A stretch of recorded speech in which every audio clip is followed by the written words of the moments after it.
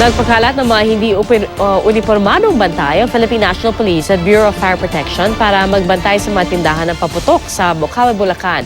Hindi kasi isinasantabi ng mga otoridad ang posibilidad na may mga nagbebenta pa rin ng mga bawal na paputok kahit wala silang nakumpiska kanina sa kanilang inspeksyon. May report si Oscar Oida.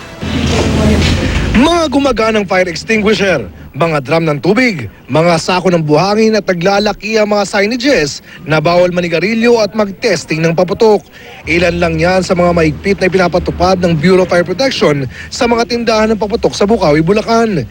Sa pag-i-inspeksyon kanina, natuwa ang BFP na lahat ng mga tindahan sumusunod sa panuntunan. Wala rin silang nahuli na nagbebenta ng mga ipinagbabawal na paputok tulad ng plapla, bawang, pikulo at iba pa. Pinapakita nito na yung mga vendor natin ay nagtsatsaga na lang talaga sila doon sa mga legal na paninda.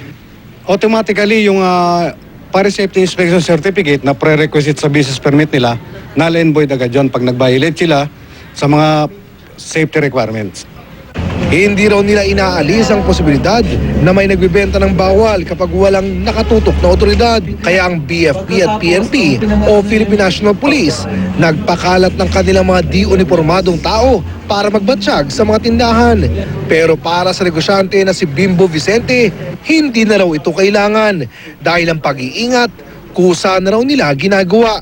Nais daw nilang pangalagaan ang industriya ng paputok sa bansa.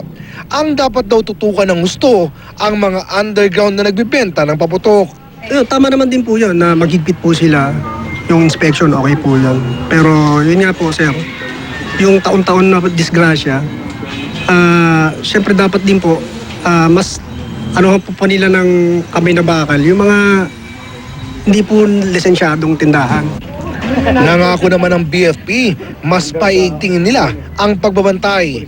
Pero sana raw, tulungan din sila ng publiko.